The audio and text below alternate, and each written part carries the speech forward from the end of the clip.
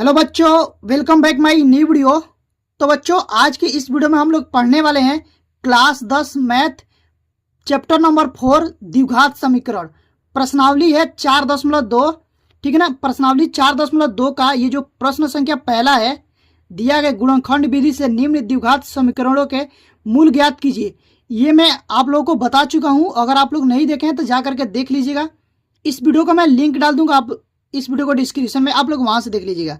आज हम लोग को इस वीडियो में पढ़ना है यहां से लेकर के प्रश्न संख्या 3 से लेकर के और प्रश्न संख्या 6 तक। ये पूरा प्रश्न है, तीसरा, चौथा, पांचवा और छठवां। इसमें 4 प्रश्न है। इस चारों प्रश्नों को हम लोग इस वीडियो में कवर करने वाले हैं और मैं आप लोगों को बताने वाला हूं। तो आप लोग वीडियो में बने रहें और वीडियो को अंत तक देखें। एकदम इतना अच्छे तरीके से बताऊंगा ना कि आप लोग को एक बार में ही समझ में आ जाएगा। बाकी ये जो प्रश्न संख्या 2 है, देखो ये दिया कि उदाहरण 1 में दी गई समस्याओं को हल कीजिए। जब मैं एक अलग से वीडियो बनाने वाला हूं बच्चों, इस चैप्टर में जितना भी उदाहरण है ना, उसको मैं एक वीडियो में कराने वाला हूं। तो फिर मैं जो उदाहरण कराऊंगा ना, तो उसमें ये आप लोग ये जो प्रश्न संख्या दूसरा है वो मैं करा दूंगा। ये जो प्रश्न संख्या दूसरा है ना, ये जो आप लोग देख रहे हैं ना, प्रश्न संख्या 6, ये सेम प्रश्न जो है ना वो उदाहरण में है। तो मैं आप लोग अगर ये बता देता हूं तो आप लोग इसको आसानी से कर लोगे। लेकिन मैं ये भी बताऊंगा इस वीडियो में, और जब उदाहरण कराऊंगा ना तो ये वाला जो प्रश्न है ना उसको भी मैं हल कराऊंगा। तो आप लोग को चिंता बिल्कुल नहीं लेना है। बस आप लोग इस प्रश्नों को देख लीजिए, इस वीडियो को देख लीजिए और आप लोग इसको अच्छे से पढ़ लीजिए। बाकी आप लोग को जितना भी उदाहरण है जब मैं बताऊंगा तो भी समझ में आ जाएगा। अगर आप लोग ये पढ़ लेते हो ना तो उदाहरण भी आप लोग आसानी से कर लोगे। ठीक है ना। लेकिन मैं उदाहरण भी बताऊंगा, इसका आप लोग को टेंशन नहीं लेना। अगर जो भी बच्चे हमारे चैनल पर पहली बार आए हैं, ठीक है ना, तो वो चैनल को सब्सक्राइब कर लीजिएगा और बेल आइकन को प्रेस कर दीजिएगा ताकि जो भी वीडियो डालूं उसका नोटिफिकेशन आप लोग के पास तुरंत पहुंचे और आप लोग तैयारी अच्छे से हो पाए। और एक चीज़ और, आप लोग वीडियो को लाइक करना मत भूलिएगा। वीडियो को भी जरूर लाइक करिएगा क्योंकि आप लोग बाद में भूल जाते हैं वीडियो को लाइक करना। तो प्लीज़ यार वीडियो को लाइक कर दीजिएगा, कर दीजिए, अभी कर दीजिए। ठीक है। चलिए मैं बिना कोई देर के वीडियो को स्टार्ट करता हूँ। तो सबसे पहले ये तीसरा नंबर प्रश्न है। देखो दिया है कि ऐसी दो संख्याएं ज्ञात कीजिए जिनका योग 27 हो और गुणनफल 182 हो। इसको हल करना है। तो देखिए मैं कॉपी पर यहाँ पर लिख लिया हूँ और इसमें मैं आप लोग को बताने वाला हूँ, कॉपी पर ही बताने वाला हूँ। देखिए बच्चों, मैं कॉपी पर इसलिए बता रहा हूँ क्योंकि मेरे पास कोई डिजिटल बोर्ड नहीं है। अगर मैं सादा बोर्ड भी लेता हूँ तो उसमें जो वीडियो बनाता हूँ वो शेक करता है। मोबाइल से अच्छे से वीडियो बन नहीं पाता है, मेरे पास कैमरा नहीं है, मैं मोबाइल से ही वीडियो रिकॉर्ड करता हूँ, इसलिए मैं बोर्ड पर नहीं पढ़ा सकता हूँ। इसलिए मैं आप लोगों को कॉपी पर बताता हूँ। ठीक है ना। तो आप लोग कॉपी पर ही अच्छे से पढ़िएगा। मेरा मानना है कि जितना समझ कॉपी पर आ जाता है ना, उतना समझ पर आप लोग को बोर्ड पर नहीं आएगा। ठीक है ना। तो मैं कॉपी पर ही आप लोग को इतना अच्छे तरीके से समझा दूंगा ना कि आप लोग को बोर्ड का जरूरत ही नहीं पड़ेगा। ठीक है ना। तो चलिए मैं इसको हल करता हूँ। देखिए कैसे करना है। सबसे पहले आप लोग लिखना है यहाँ पर हल लिखने के पहले आप लोग एक काम और करना है, प्रश्न को अच्छे से पढ़ना है। देखिए प्रश्न में क्या बोला कि ऐसी दो संख्या ज्ञात कीजिए जिनका योग 27 हो और गुणनफल 182 हो। यहां पर मैं कुछ आप लोग को बेसिक बता रहा हूं, अच्छे से समझिएगा। जैसे मान लीजिए कि दो संख्या है, मान लेते हैं एक पहली संख्या है। ठीक है ना। एक पहली संख्या है और उसके बाद एक दूसरी संख्या है।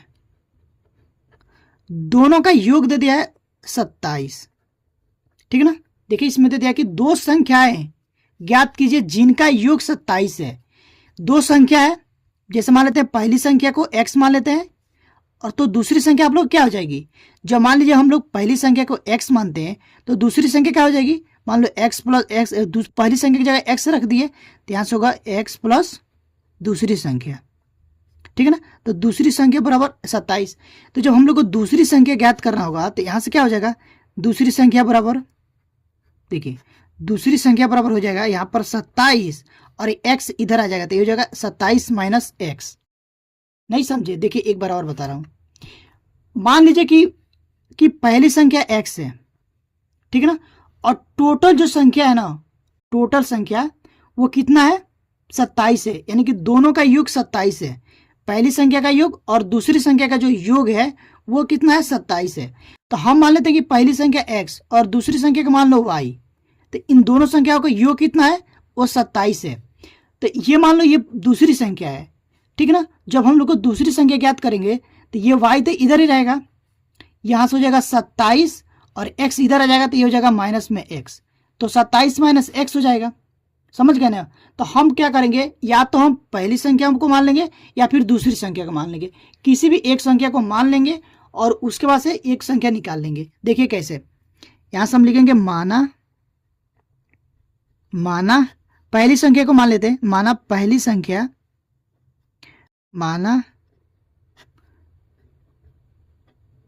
पहली संख्या बराबर x, ठीक है ना। तथा अब देखो, अब दूसरी संख्या क्या हो जाएगी, दूसरी संख्या यहां से हो जाएगा 27 माइनस x, क्योंकि ये दिया ना कि दो संख्या दिया, ऐसी दो संख्या ज्ञात कीजिए जिनका योग 27 है। मान लीजिए कि x जो पहली संख्या वो x है, तो दूसरी संख्या क्या हो जाएगी 27 में से हम जब x को घटा देंगे तो दूसरी संख्या बच जाएगी। जैसे कि मान लीजिए यहां पर मैं समझाता हूं आप लोगों को, जो पहली संख्या है उसको मान लेते, कुछ भी मान लेते हैं, मान लो कि यहां पर है 20, ठीक है, और दोनों संख्याओं का योग है 27, दोनों संख्याओं का योग कितना है 27 है, तो मान लेते हैं कि पहली संख्या प्लस दूसरी संख्या बराबर आप लोग हो जाएगा 27। तो जब दोनों संख्याओं का योग 27 है, तो मान लो पहली संख्या 20 है, तो ये दूसरी संख्या कितनी होगी, ऑफकोर्स 7 होगी। जाहिर सी बात है भाई कि ये 20 है पहली संख्या, तो दूसरी संख्या 27 होगी। क्यों? क्योंकि इन दोनों संख्याओं का योग जो है वो 27 है, तो दूसरी संख्या जो होगी वो 7 होगी, ठीक है। तो हम लोग कैसे निकाले, तो मान लीजिए पहली संख्या की जगह 20 रख दिए और प्लस में दूसरी संख्या, ठीक है ना, और यहाँ पे 27। अब हम लोग जो दूसरी संख्या ज्ञात करना होगा, तो दूसरी संख्या बराबर क्या हो जाएगा, दूसरी संख्या बराबर हो जाएगा 27 और माइनस में 20, तभी ना 27 में से 20 को घटाए तभी ना, तो यहाँ पर 7 बचा। समझ गए ना? तो इसी प्रकार यहाँ पर हम लोग किए हैं। इतना सा समझ गए ना? अब देखिए, अब यहां से हम लोग देखेंगे, लिखेंगे प्रश्नानुसार।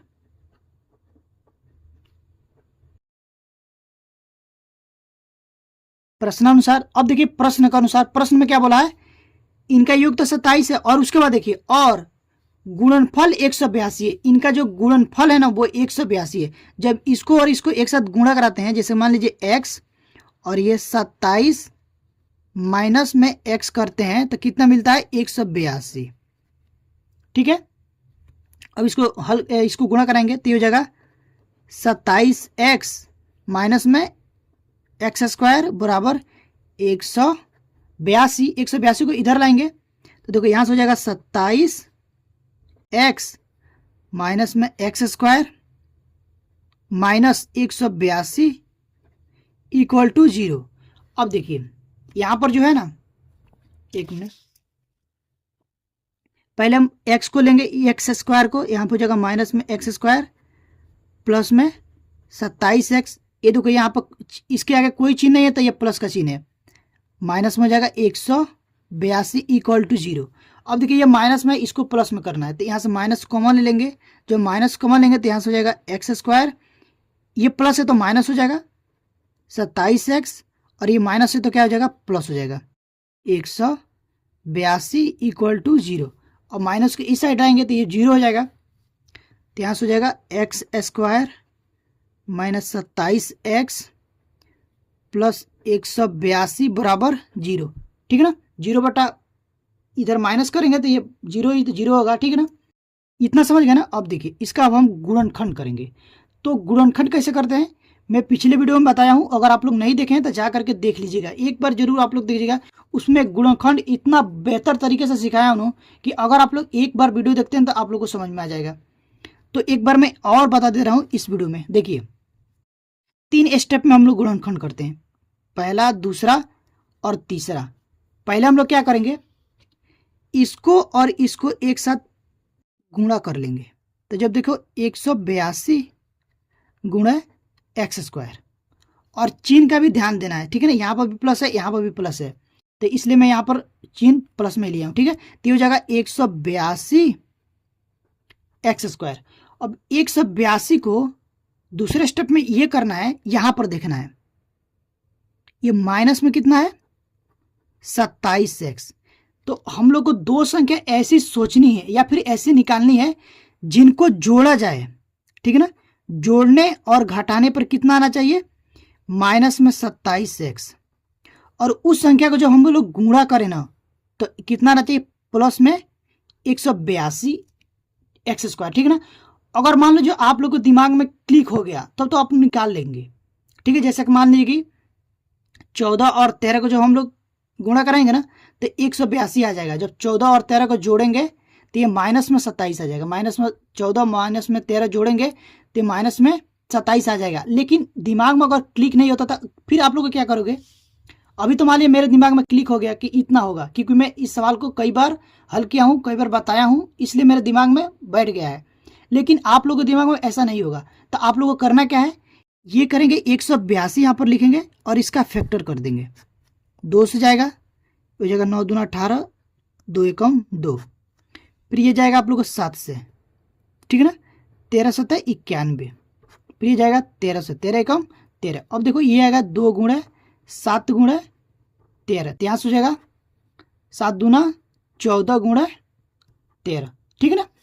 अब देखिए हम क्या करेंगे, यहाँ से मान लीजिए कि माइनस में 14x और माइनस में 13x करते हैं, तो जब जोड़ेंगे तो यह हो जाएगा माइनस में 27x आ जाएगा।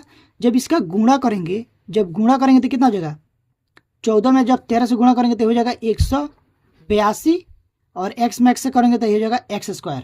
लेकिन यहाँ पर भी माइनस में और यहाँ पर भी माइनस में, तो ये हो जाएगा प्लस में। तो देखो ये आ गया ना, इधर हम लोग को प्लस में लाना था और इसको जोड़ने और घटाने में कितना, माइनस में 27x लाना था।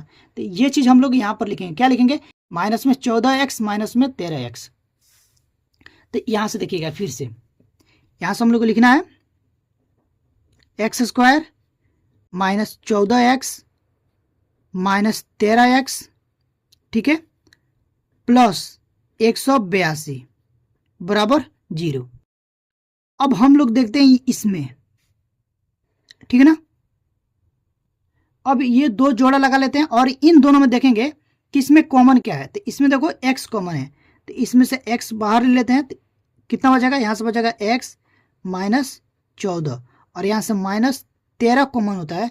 तो माइनस में ये बाहर ले लिए हैं तो अंदर का चिन्ह बदल जाएगा। तो यहाँ से बचेगा x और ये प्लस हो तो माइनस हो जाएगा और ये हो जाएगा 13 जब यहाँ कॉमन लेंगे तो यहाँ से बचेगा 14 इक्वल टू 0। अब देखिए ये दोनों सेम है तो इसको एक ब्रैकेट में रखते हैं, तो यहाँ से हो जाएगा x माइनस 14 और एक ब्रैकेट में इसको और इसको एक साथ लेकर रखते हैं, ठीक है ना। तो हो जाएगा x माइनस 13 बराबर 0। अब हम लोग क्या करेंगे, यहाँ पर देखिएगा,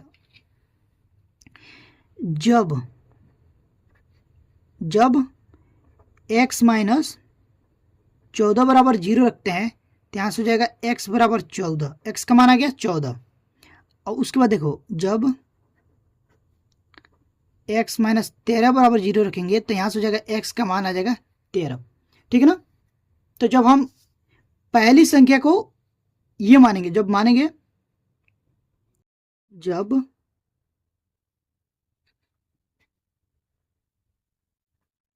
पहली संख्या बराबर 14 होगी तो दूसरी संख्या क्या हो जाएगी, दूसरी संख्या है 27 माइनस x, ठीक है ना। तो यहाँ से हो जाएगा 27 माइनस 13 सॉरी 14, x का मान 14 है तो यहाँ से दूसरी संख्या जो आएगा वो आएगा 13, ठीक है ना। जब यहाँ पर देखो पहली संख्या को हम 13 मानेंगे तो दूसरी संख्या क्या हो जाएगी, दूसरी संख्या 27 माइनस एक्स, तो एक्स का मान ही तो 13 है तो यहाँ से रखेंगे 27 और माइनस में 14, तो यहाँ से आ जाएगा सॉरी एक्स का मान 13 रखेंगे यहाँ पर, 14 नहीं, तो यहाँ से आ जाएगा 14, ठीक है। इतना समझ गए ना। तो यही आप लोग को आंसर हो जाएगा, दो आंसर आएगा, यहाँ पे एक आंसर आएगा और यहाँ पर एक आंसर आएगा, ठीक है ना। जो कि पहला संख्या आप लोग आ जाएगा। अगर मान लो आप लोग 13 रखते हैं, 13 रखेंगे तो यहाँ से पहली संख्या 13 हो जाएगी और दूसरी संख्या जो होगी वो 14 हो जाएगी, ठीक है ना। तो उम्मीद करता हूँ कि ये प्रश्न आप लोग को समझ में आ गया होगा, ठीक है ना। जो भी बच्चे वीडियो को लाइक नहीं किए हैं तो प्लीज़ यार वीडियो को लाइक कर दीजिएगा। चैनल पर पहली बार हैं तो प्लीज़ चैनल को सब्सक्राइब करके बेल आइकन को प्रेस जरूर करिएगा, ताकि जो भी वीडियो डाला जाए उसका नोटिफिकेशन आप लोग के पास तुरंत पहुंचे और आप लोग की तैयारी अच्छे से हो पाए। एक चीज़ और मैं बता दे रहा हूँ, जितने भी यूपी बोर्ड के छात्र हैं ना, उनके लिए इस चैनल पर हर सब्जेक्ट की तैयारी कराई जा रही है। देखो हिंदी मैं बता दे रहा हूँ, इस पर आप लोगों को पढ़ना मिलेगा हिंदी, ठीक है ना। उसके बाद से इंग्लिश की भी तैयारी कराई जाएगी, मैथ की तो अभी तैयारी आप लोग जम कर चल रहा है। उसके बाद से आप लोग का SST सोशल साइंस, फिर साइंस, ठीक है ना। और उसके बाद देखो मैं अभी मेरा कंप्यूटर कोर्स भी खत्म हुआ है, तो मैं आप लोगों को जो भी बच्चे कंप्यूटर्स हैं उनको मैं कंप्यूटर भी बताऊंगा, ठीक है ना। उनको कंप्यूटर भी बताऊंगा। बाकी आप लोग जो बच्चे ड्राइंग से हैं मैं ड्राइंग भी पढ़ाऊँ तो आप लोगों को मैं ड्राइंग भी बता दूंगा। तो ये सारे सब्जेक्ट की यूपी बोर्ड में आप लोगों को मैं तैयारी कराया जाएगा इस चैनल पर, तो आप लोग इस चैनल को सब्सक्राइब करके रखिए, ठीक है। अब हम लोग चलेंगे अगले वाले प्रश्न पर। तो अब यहाँ पर देखिए अगला जो प्रश्न है वो क्या दिया है, एक बार मैं जूम करके आप लोगों को दिखा दे रहा हूँ। देखिए प्रश्न में क्या बोला है, बोला कि 2 क्रमागत धनात्मक पूर्णांक ज्ञात कीजिए जिनके वर्गों का योग 365 हो, ठीक है। अब देखिए इसको भी मैं यहाँ पर कॉपी पर लिख लिया हूँ, ठीक है ना। देखिए एक मिनट, हाँ अब देखिए प्रश्न में क्या बोला है। देखो चौथा नंबर प्रश्न है, बोला कि 2 क्रमागत धनात्मक पूर्णांक ज्ञात कीजिए जिनके वर्गों का योग 365 हो। अब देखिए क्रमागत क्या होता है, क्रमागत का मतलब होता है लगातार 1 2 3 4। जैसे मान लीजिए कि पहला क्रमागत संख्या हम लोग एक मानते हैं, तो दूसरी जो क्रमागत संख्या होगी वो हो जाएगी 2। वो 2 आया कैसे, एक में एक जोड़ दिए तो 2 आया। अगर मान लीजिए पहली क्रमागत संख्या आप लोग को 5 है, तो जो दूसरी क्रमागत संख्या होगी ना वो हो जाएगी 6। वो 6 आया कैसे, जब हम 5 में एक जोड़े तभी तो 6 आया। फिर मान लीजिए अगर हम लोग मानते हैं कि पहली क्रमागत संख्या आप लोग को 8 है, तो दूसरी क्रमागत संख्या क्या हो जाएगी 9। 9 आया कैसे, जब हम 8 में एक जोड़ दिए तो वो 9 आ गया। फिर मान लेते हैं कि पहली जो क्रमागत संख्या आप लोग को x है, तो जो दूसरी क्रमागत संख्या होगी वो क्या हो जाएगी x + 1 हो जाएगा, ठीक है ना। समझ गए, तो वो चीज़ हम लोग यहाँ पर मानेंगे। तो देखिए मानेंगे कैसे, यहाँ से लिखेंगे हल और उसके बाद लिखेंगे माना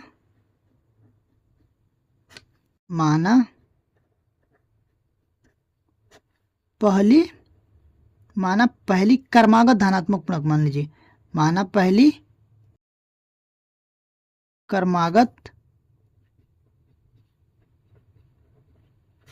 धनात्मक पूर्णांक, इसको मान लेते हैं x। जब ये x है तो दूसरी क्या हो जाएगी x + 1, तथा यहां से लिखेंगे दूसरी धनात्मक पूर्णांक। ये पूरा इतना लिख लीजिएगा क्रमागत धनात्मक पूर्णांक, ठीक है ना। यहां से हो जाएगा x + 1, इतना समझ गया ना। अब देखिए उसके बाद लिखेंगे यहां पर प्रश्नानुसार।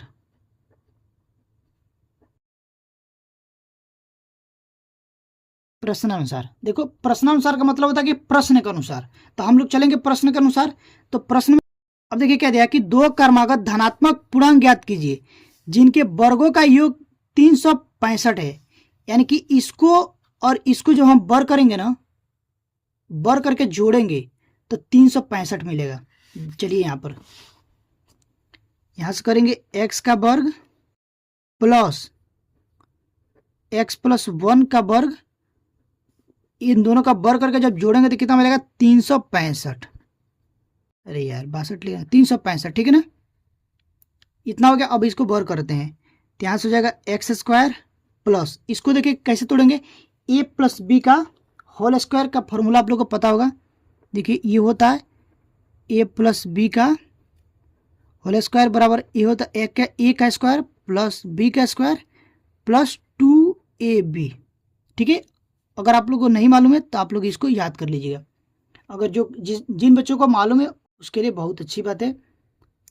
देखिए इसको मानेंगे a, इसको a मानेंगे और इसको b मानेंगे। तो देखिए ये फॉर्मूला का जब हम लोग यूज करेंगे तो यहाँ से हो जाएगा x का स्क्वायर प्लस 1 का स्क्वायर प्लस 2 गुणे में ए की जगह पे है x और b की जगह पे है 1 बराबर हो जाएगा 365। अब देखिए यहाँ से हो जाएगा x स्क्वायर प्लस x का स्क्वायर प्लस 1 का स्क्वायर 1 प्लस यहाँ से इसको जब गुणा करेंगे तो हो जाएगा 2x बराबर 365। इतना हो गया ना। अब देखिए इसको दोनों को जोड़ देंगे तो यह हो जाएगा एक्स स्क्वायर और x square 2x square plus ये हो जाएगा 2x। देखो इसको इधर लाएंगे ये हो जाएगा +1 ये माइनस में हो जाएगा 365 इक्वल टू 0।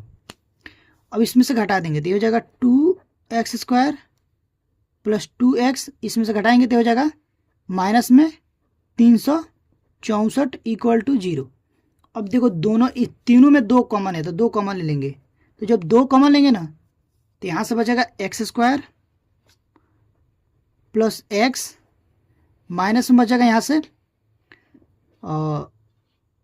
2 एकम 2 ये हो गया 16 8 दूना 16 यहाँ से बचा 4 ये हो जाएगा 2 इक्वल टू 0। अब ये जो 2 है ना इधर आ जाएगा, ठीक है ना, इधर गुणे में इधर आकर भागे हो जाएगा तो ये 0/2 ये हो जाएगा 0। तो यहाँ से हो जाएगा एक्स का स्क्वायर प्लस में एक्स माइनस में 182 इक्वल टू 0। नहीं समझे, ये मान लो यहाँ पर गुणा में है, इस साइड आएगा तो भागे में होगा, तो जब भागे में होगा तो ये हो जाएगा 0/2, इसका मतलब हो जाएगा 0। तो डायरेक्ट मैं यहाँ पर लिख दिया हूँ 0। इतना समझ गया ना। अब देखिए आगे, अब इसका हम लोग को गुणनखंड करना है तो गुणनखंड कैसे करेंगे। अब हम लोग को यहाँ पर लाना है क्या प्लस में x और इसको ये कितना 182। अभी हम लोग 182 को फैक्टर किए थे तो वो मिला था कितना 13 गुणे 14 मिला था। तो देखिए हम 14 में से 13 को घटा देंगे तो इतना मिल जाएगा ना। तो यहाँ से कर देंगे प्लस में 14x और माइनस में 13x। तो जब इसको जब जोड़ेंगे और घटाएंगे तो कितना हो जाएगा, यहाँ से हो जाएगा x प्लस में x आ जाएगा और इसको जब गुणा कराएंगे ना तो यहाँ से 182 एक्स स्क्वायर मिल जाएगा। तो यहाँ से लिखेंगे x square plus 14x minus 13x minus 182 equal to 0। अब इन दोनों में देखेंगे कॉमन क्या है और इसमें देखेंगे कॉमन क्या है। तो इसमें x कॉमन है तो यहाँ से लेंगे x हो जाएगा x प्लस 14, यहाँ से लेंगे माइनस में 13 कॉमन लेंगे तो यहाँ से बचेगा x। अब देखो जब माइनस में बाहर ले लिए ना तो अंदर का चिन्ह बदल जाएगा, तो यहाँ से माइनस है तो क्या हो जाएगा प्लस 182 इक्वल टू 0। अब देखिए सॉरी 182 नहीं होगा, यहाँ पर 14, 13 बाहर ले लें तो ये यहाँ से बचेगा 14, ठीक है ना। तो ये हो जाएगा, इसको दोनों सेम है तो एक डब्बे में कर लेंगे तो हो जाएगा x प्लस 14 और उसके साथ इसको एक साथ कर लेंगे तो x माइनस 13 इक्वल टू 0।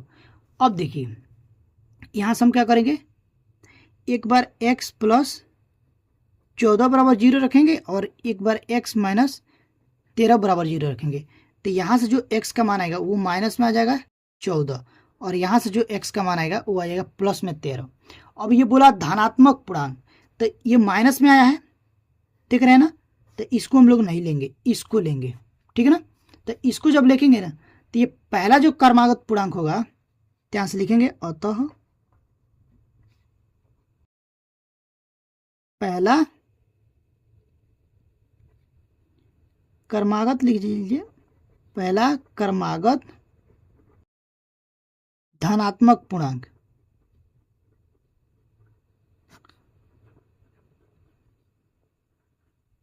पहला जो क्रमागत धनात्मक पूर्णांक होगा वो आप लोग हो जाएगा 13 तथा दूसरा क्या हो जाएगा, दूसरा आप लोग हो जाएगा, देखो यहाँ पर पहला आप लोग जब 13 है तो दूसरा क्या हो जाएगा, यहाँ से x का मान आया 13 तो यहाँ से हो जाएगा 13 और प्लस 1 बराबर 14 हो जाएगा। तो यहाँ से लिखेंगे तथा दूसरा 14 है और यहाँ पर लिख देंगे आंसर। तो उम्मीद करता हूँ कि ये भी प्रश्न आप लोग को जरूर समझ में आए होंगे, ठीक है ना। तो जो भी बच्चे अभी तक वीडियो को लाइक नहीं किए हैं तो प्लीज़ वीडियो को लाइक कर दीजिए। अगर जो भी बच्चे चैनल को सब्सक्राइब नहीं किए हैं तो वो प्लीज़ यार सब्सक्राइब कर लीजिए। ठीक है, अब हम लोग चलेंगे अगले वाले प्रश्न पर। अब देखिए यहाँ से उसके बाद के जो प्रश्न है वो 5वां नंबर प्रश्न देखिए क्या बोला है। एक समकोण त्रिभुज की ऊंचाई इसके आधार से 7 सेंटीमीटर कम है। यदि कोण 13 सेंटीमीटर का हो तो अन्य दो भुजाएं ज्ञात कीजिए। देखिए इसको हल कैसे करेंगे। सबसे पहले यहाँ पर देखिए प्रश्न है, प्रश्न को अच्छे से पढ़ेंगे। प्रश्न बोला कि एक समकोण त्रिभुज की ऊंचाई, तो पहले तो हम लोग एक समकोण त्रिभुज बना लेते हैं। तो ये बना लिए हम लोग एक समकोण त्रिभुज, इसका नाम दे देते हैं, ये हो गया ए बी और सी। अब देखिए ये समकोण त्रिभुज है तो यहाँ पे ये होता है आप लोग का 90 अंश का, ठीक है ना। ये होता है आधार, ये होता है आप लोग को ऊंचाई, ऊंचाई बोलिए या फिर लंब बोलिए, ये होता है कोण। अब देखिए प्रश्न क्या बोला है, प्रश्न को पहले अच्छे से पढ़ेंगे। प्रश्न में ये बोला कि एक समकोण त्रिभुज की ऊंचाई, ये है जो ऊंचाई, ये ऊंचाई इसके आधार से, ये आधार से 7 सेंटीमीटर कम है। ये जो ऊंचाई है ना, ऊंचाई मतलब ए बी का जो मान है, ए बी का जो मान है वो बीसी ये जो आधार है बीसी से 7 सेंटीमीटर कम है। तो मान लीजिए कि ये जो आधार है ये आप लोग का एक्स है, ठीक है ना। और इसमें देखिए बहुत से बच्चे कंफ्यूज होते हैं ना कि क्या हम पहले आधार को माने एक्स कि या ऊंचाई को माने एक्स। तो एक बात ये आप लोग नोटिस करिएगा और ध्यान से समझ लीजिएगा, यहां पर जो दिया ना आधार से, जहां भी शेष दे देना उसको ही मानना है। देखो जब आप लोग प्रश्नों को पढ़ेंगे ना तभी आप लोग को समझ में आ जाएगा कि बोला कि एक समकोण त्रिभुज की ऊंचाई, ये है ऊंचाई, इसके आधार से 7 सेंटीमीटर कम है। ये जो ऊंचाई है ना इससे कम है आधार से। तो मान लीजिए कि आधार आप लोग को एक्स है तो ऊंचाई क्या आ जाएगी, एक्स माइनस 7, एक्स माइनस 7 हो जाएगी। और उसके बाद देखो दिया है, उसके बाद क्या दिया है कि यदि कोण 13 सेंटीमीटर का हो तो अन्य दो भुजाएं ज्ञात कीजिए। यानी कि ये जो कोण है वो दे दिया है 13 सेंटीमीटर, ठीक है, इतना समझ गया ना। अब देखिए इसको हल कैसे करेंगे, तो यहां से लिखेंगे माना, पहले लिखेंगे हल, हल लिखने के बाद लिखेंगे माना, माना आधार, माना, माना समकोण त्रिभुज का आधार, अरे यार क्या लिख रहा हूं, माना समकोण त्रिभुज, त्रिभुज एबीसी, समकोण त्रिभुज, ऐसा भी त्रिभुज आप लोग लिख सकते हैं, समकोण त्रिभुज एबीसी की आधार, इसको मान लेते हम लोग एक्स। जब ये आधार एक्स हो गया तो ऊंचाई क्या हो जाएगा,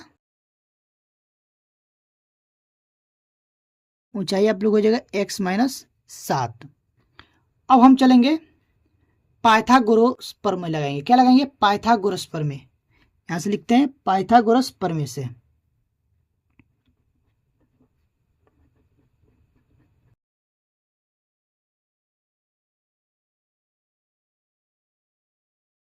पाइथागोरस प्रमेय से।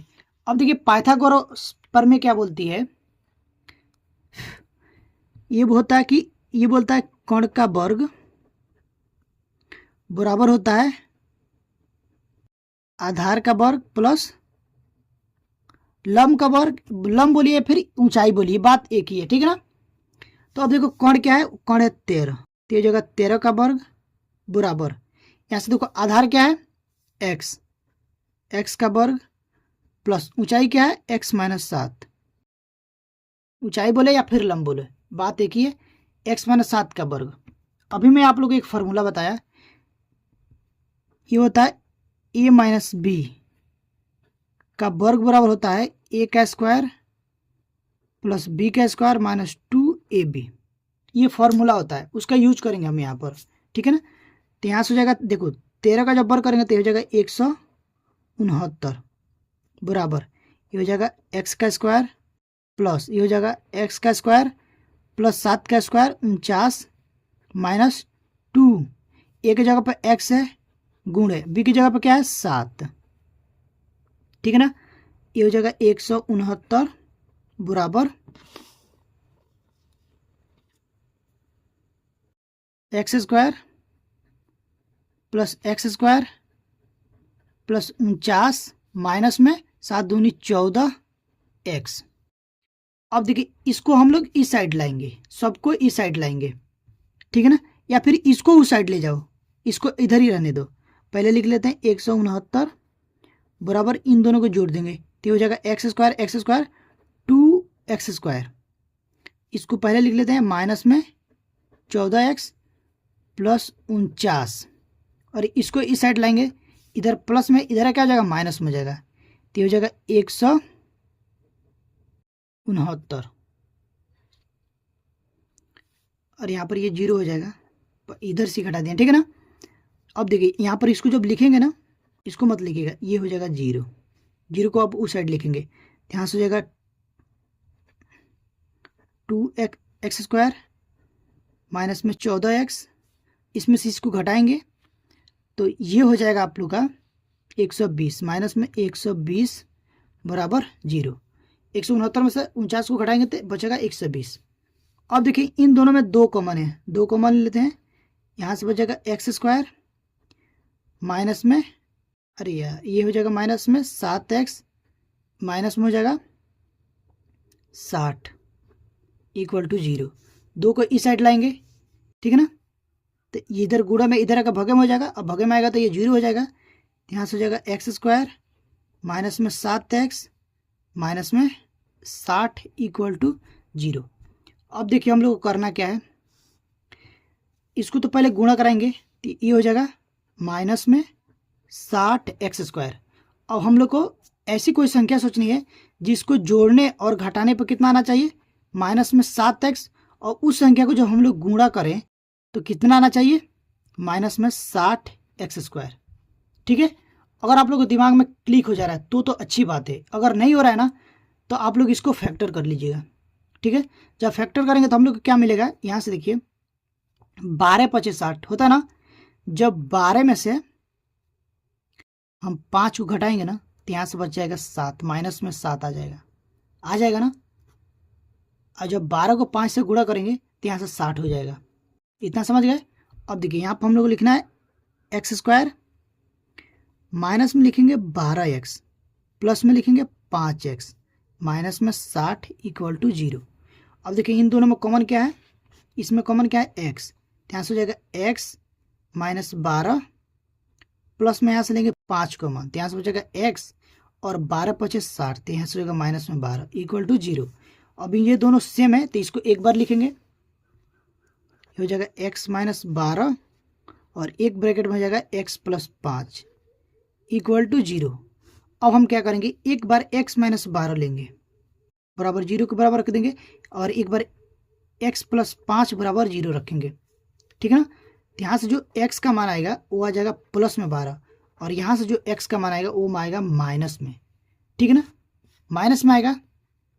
अब देखिए हम माइनस वाला नहीं लेंगे, क्या लेंगे, ये प्लस वाला। तो इसमें देखो क्या हो जाएगा,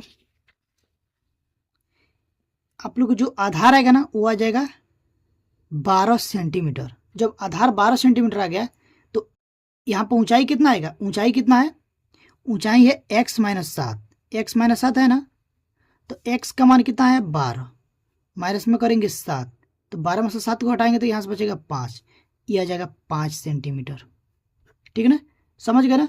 तो उम्मीद करता हूँ इतना तो आप लोग जरूर समझ गए होंगे, ठीक है। बाकी इसमें देखिए इसका जो,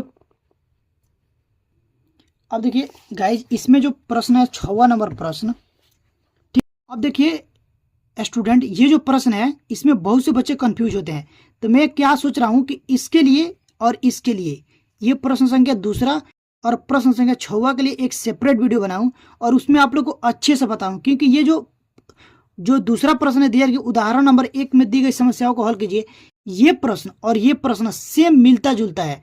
तो इसको जब मैं बताऊंगा ना, इन दोनों को जब एक बार एक वीडियो बताऊंगा तो आप लोग को अच्छे से समझ में आएगा, ठीक है ना। तो इसके लिए मैं आप लोग को एक वीडियो अलग से बना दूंगा। बाकी आप लोग इसको पढ़ें, इसको दोबारा पढ़िएगा अच्छे से और उसको प्रैक्टिस करिएगा। देखिए यहाँ पर लिख लिया हूँ, अभी मैं आप लोग इसके लिए ये भी बताऊंगा और इस वीडियो के बाद इसको भी अपलोड कर दूंगा। अगर आप लोग को ये वीडियो अच्छी लगी हो ना, ये जो मैं बताया हूँ 3 प्रश्न अगर आप लोग को अच्छा लगा है और समझ में आया है तो प्लीज़ यार वीडियो को लाइक करके जाइएगा। चैनल पर पहली बार विजिट किए हैं तो चैनल को सब्सक्राइब करके बेल आइकन को प्रेस कर दीजिएगा, ताकि जो भी वीडियो डालूं उसका नोटिफिकेशन आप लोग के पास तुरंत पहुंचे और आप लोग की तैयारी अच्छे से हो पाए।